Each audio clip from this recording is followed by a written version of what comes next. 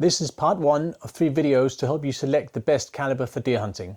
Not long range hunting, not backcountry hunting, not the most advanced spec. This is for regular deer hunting where you want a cartridge that's practical and delivers adequate value. If you want to skip straight to the results, I'll link to part 3 when it's ready. However, I do recommend you watch all 3 parts, especially if you're new to hunting, because you'll get lots of essential information. Stuff that'll help you make more informed decisions even beyond this specific cartridge choice. In this video, I'll introduce the candidates, explain why they're relevant to you, and importantly, share the metrics we'll use for the evaluation.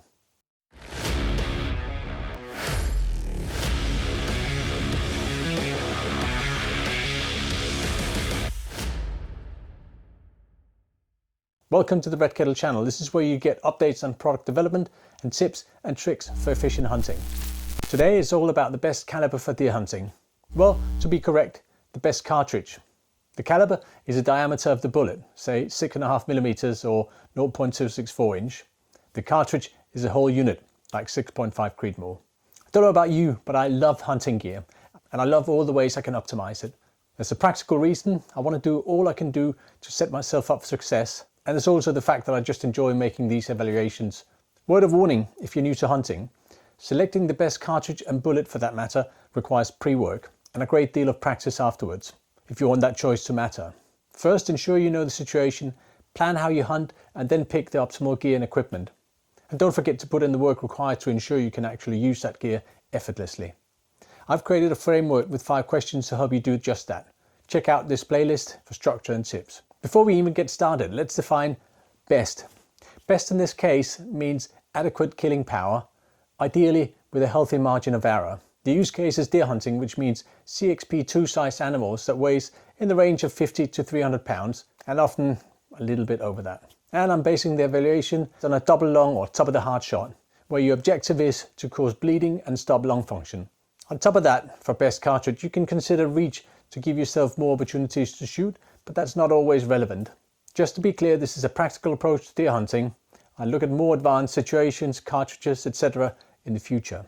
For this evaluation, I've selected 7 cartridges based on 2 parameters, availability and suitability. They're the 243 Winchester, 6.5 Creedmoor, 7mm 08, 308, 270 Winchester, 280 Remington, and 30-06 Springfield. Someone once said the best camera is the one you have with you when you want to take a picture. And that also applies to cartridges. Picking a cartridge with easy access to components and factory ammunition will make your life much easier and ensure you can practice. These cartridges are all proven deer cartridges, and this review will show you where they shine and if there are areas where some of them might be a little bit unnecessary. I've based the evaluation on 6 metrics. There's a lot to unpack, so I might make separate videos on some of them. One of the metrics I don't hear many folks talk about. Another can be misleading without the tweaks I'll share. And a third seems to be downright controversial in some circles. Alright, let's look at them.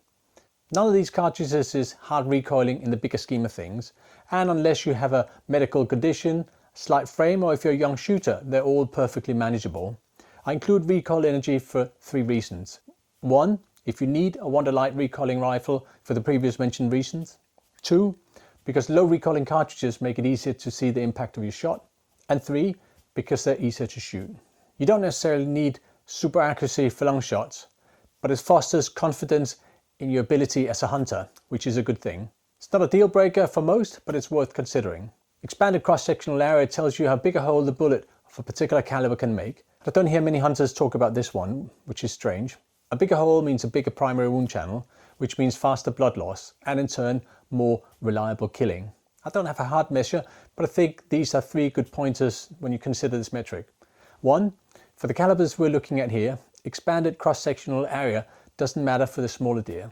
2, it starts to matter when you shoot medium-sized deer, and it's a perfectly relevant factor to consider when you shoot the bigger deer. I will add that it's important to evaluate based on the expanded area, not just the caliber. Now that I've mentioned reliable killing, I want to call out a foundational fact. You obviously need to put the bullet in the right spot for any of this to matter. Check out this video for more information. Maximum point blank range, or MPBR, is the furthest distance you can take a shot without adjustments and still hit a given size vital zone. With the introduction of laser rangefinders, it's kind of dropped off the radar, but I think there's still great merit in the concept when done right, because it allows you to shoot faster and more confidently. Even if you have to range the animal, having to adjust your scope will slow you down. In some cases, you can avoid that. Efficient hunting is about creating flow, which means removing unnecessary step, and this is an excellent example of that approach in action. I once missed an opportunity to shoot a red stag in Scotland because I ranged him when I didn't need to. With good maximum point-blank range routines, I would have shot him straight away. Traditionally, you calculated the maximum point-blank range for bullet drop in relation to a given vital zone. But that's misleading at best and dangerous at worst, for two reasons. The traditional version doesn't consider the increase in group size, and the traditional version doesn't take wind drift into account. As you can see from this chart, bullet drop maximum point-blank range is only relevant when the weather is pretty much perfectly calm. And there's a big difference in wind drift maximum point-blank range when you factor in accuracy. Have a look at the differences. By the way, I'm creating a separate video on this type of go-no-go chart. It'll help you determine how far you can shoot in a given wind condition. That way you remove a great deal of decision making. I'll link to it here when it's ready. For this test I've assumed accuracy of 1 inch at 100 yards, 2 inch at 200 and so forth. That's about 1 minute of angle. I've used a 6-inch vital zone, which is based on the adequate shot on a medium-sized deer using the vital zone targets from Berger bullets. Velocity tells you how fast the bullet can go to work, all things being equal. It's relevant for two reasons. A bullet has a minimum and maximum expansion range, and you need the bullet to expand fast on a smaller animal like a deer, especially the smaller species. All of the cartridges here are within the specs for minimum and maximum velocity.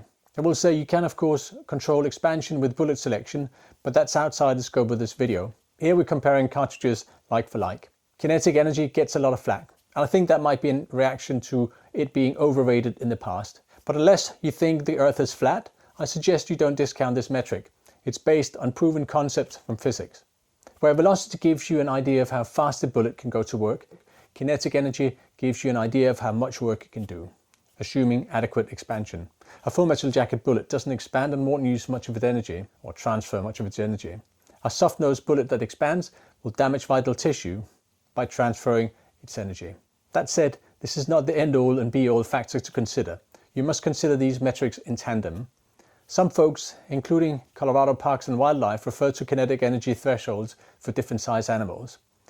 1,000 foot-pounds force for a deer and 1,500 for an elk. I don't think anyone ever asked deer or elk about these limits. Still, in my experience, and apparently in the experience of Colorado Parks and Wildlife, these are good pointers to help you judge how adequate a cartridge is. And remember, the objective here is not to see how little we can get away with, but ensuring adequate margins of error. We want to create as fast bleeding as possible so the deer runs as short a distance as possible. All of the cartridges in this review have adequate kinetic energy for deer. However, in part 2 I'll comment on some of the limitations and potential ways to mitigate them. By the way, kinetic energy is a factor of half mass and velocity squared. It means you get much more kinetic energy by increasing the velocity than by increasing the mass. If you do that, you must balance out other aspects like bullet construction to ensure adequate penetration. Finally, to compare like for like as much as possible, I've used bullets with as close a sectional density as possible, and one that's adequate for medium-sized deer. More on sectional density in another video. I've also based the numbers on Nosler ballistic tip hunting factory ammunition with 2 minor tweaks. I don't have any affiliation with Nosler, but using data from a single manufacturer with the same bullet profile makes a better comparison. Here's a summary of the input data. In the next video you'll see how I convert all the scores to an index for easier comparison. Post in the comments if you have any questions about the metrics. Let's get to it. Which cartridge do you think scores best in each of the categories? Watch part 2 when it's ready. I'll link to it here.